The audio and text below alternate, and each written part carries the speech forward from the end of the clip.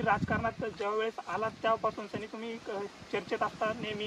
तुम्ही त्यावेळेस पंचायत समितीसमोर जे पैशांचं आंदोलन केलं होतं, त्याच्यानंतर पुन्हा तुम्ही मराठा आरक्षणाच्या वेळेस तुम्ही तुमची गाडी जाळली.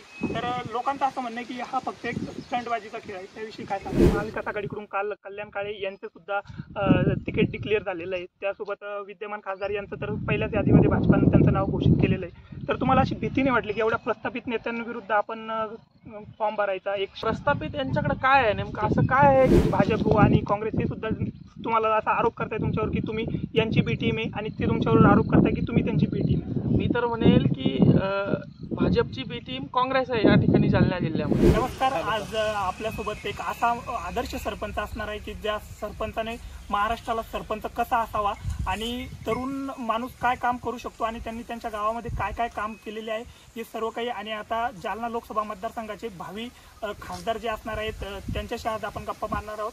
नमस्कार सर, आपलं स्वागत आहे DC मराठीमध्ये. सर, खरं तर तुम्ही राजकारणात ज्यावेळेस आलात तेव्हापासून तुम्ही चर्चेत असता नेहमी. तुम्ही त्यावेळेस पंचायत समितीसमोर जे पैशांचं आंदोलन केलं होतं, त्याच्यानंतर पुन्हा तुम्ही मराठा आरक्षणाच्या वेळेस तुम्ही तुमची गाडी जाळली. तर लोकांचं असं म्हणणं आहे की हा फक्त एक स्टंटबाजीचा खेळ आहे. त्याविषयी काय सांगा? नाही, पण हे जर स्टंट असेल तर त्याच्यापासून जे परिणाम झाले ते स्टंट नाही आहे ना. पैसे उधळल्यामुळं 6000 विहिरी माझ्या तालुक्यात झाला, तो स्टंट नाही आहे ना. आणि गाडी जाळल्यामुळं आता आमच्या आई बहिणींच्या डोक्यात काठ्या मारायचा हा कुठला स्टंट आहे? जर गाडी जाळणं हा स्टंट असेल तर मग काठ्या मारणं हा कुठला स्टंट आहे? तर कुठल्याही उद्रेकाला, कुठल्याही अन्यायाला उद्रेक असतो. ते उद्रेकाची माझी ती पद्धत आहे. कारण मला माहिती आहे गेंड्याच्या कातडीचे लोक आहे, शासन आहे, प्रशासन आहे, यांना दणका दिल्याशिवाय कळत नाही. त्यासोबतच पुन्हा की आता आपला जो जालना लोकसभा मतदारसंघ हा अनुशेषचा आहे, म्हणजे महाराष्ट्रात सगळ्यात मागासलेला जिल्हा म्हणून त्यांनी, आणि या जिल्ह्यामध्ये ज्या सोयी नाही आहेत, आणि आपले जे विद्यमान खासदार आहेत ते सांगतायत की आमचा हा जालना जिल्हा सगळ्यात प्रगत झालेला आहे. त्यासुद्धा हे असणार आहे. तर तुमचा आता निवडून येण्यासाठी प्रत्येक पक्ष तसा जाहीरनामा प्रसिद्ध करतो, तर तुमचा जाहीरनामा काय असणार आहे? विद्यमान खासदारांना वाटते की हा आमचा सगळ्यात जास्त विकसित जिल्हा आहे. त्याचं कारण असं आहे की त्यांच्या गावातून त्यांनी एक याचा रस्ता आणलाय, सिमेंट कॉन्क्रीटचा. तेवढा एक रस्ता आणलाय म्हणून त्यांना वाटतंय की आपलं झालाय विकास जालन्याचा. जालन्याची आरोग्य व्यवस्था व्यवस्थित नाही, शिक्षण व्यवस्था व्यवस्थित नाही. जालना जिल्ह्यातील लोकांना 15-15, 20-20 दिवस प्यायला पाणी नाही. यांच्याकडे त्यांचं लक्ष नाही. आपल्या मुलाला कसं आमदार करायचं, मग आता आमदार झाला आपण कसं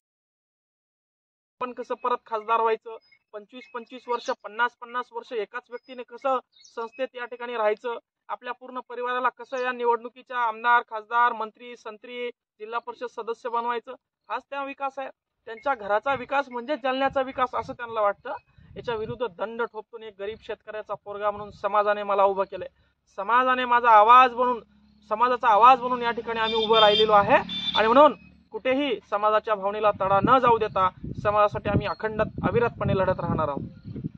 त्यासोबतच आता तुम्ही समजा आता महाविकास आघाडीकडून काल कल्याण काळे यांचं सुद्धा तिकीट डिक्लेअर झालेलं आहे. त्यासोबत विद्यमान खासदार यांचं तर पहिल्याच यादीमध्ये भाजपानं त्यांचं नाव घोषित केलेलं आहे. तर तुम्हाला अशी भीती नाही वाटली की एवढ्या प्रस्थापित नेत्यांविरुद्ध आपण फॉर्म भरायचा? एक शेतकरी, गरीब घरातला मुलगा. प्रस्थापित वगैरे काय नाही, यांनी यांच्या बायका पोरांना मोठं केलेलं आहे, यांचे घरं यांनी भरलेले आहे. आणि हे कल्याण काळे मागच्या जवळपास 35 वर्षापासून काँग्रेस या ठिकाणी या लोकसभेमध्ये लढवत आहे. ते काँग्रेसला शक्य झालेलं नाही आणि होणारही नाही. काँग्रेसकडनं काही होणार नाही. आणि काँग्रेस निवडून आले जरी तर कधी या कल्याण काळे साहेबांनी 10 वर्ष मागाशी आमदार होते, एक बाथरूम आमच्या तिकडं तालुक्यात दिलं नाही, तर जालन्यात काय ते करणार आहे?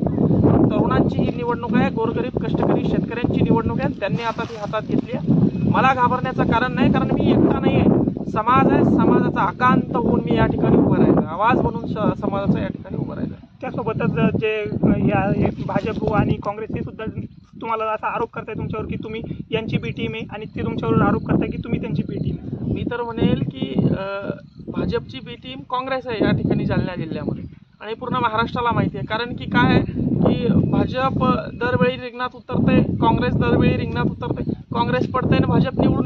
35 वर्ष कुठं असं होत असते का? मग तुम्ही लोकांना मूर्ख बनवताय का? आणि म्हणून लोकांनी नवीन पर्याय या ठिकाणी शोधलेला आहे. आता तुमची दोघांची गरज नाही असं मला वाटतं.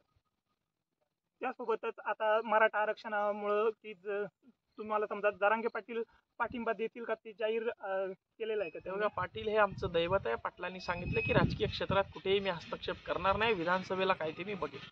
त्यामुळे पाटलांचं आम्ही कुठेही या ठिकाणी या निवडणुकीच्या प्रचारात नाव वगैरे घेण्याचं शक्यतो या ठिकाणी टाळणारच आहोत. पाटलांचा आशीर्वाद या ठिकाणी पाटलांकडनंच आम्ही लढायला शिकलेलो आहे. एक सामान्य माणूस जर पूर्ण सिस्टीमला चॅलेंज करतो, पूर्ण सरकार आपल्या पायथ्याशी झुकवतो, ती प्रेरणा घेऊनच आम्ही या निवडणुकीत उतरलेलो आहे. आणि त्यासोबतच जालना जिल्ह्यामध्ये जवळपास 18% जो दलित आहे, 21% मुस्लिम बांधव असणार आहे.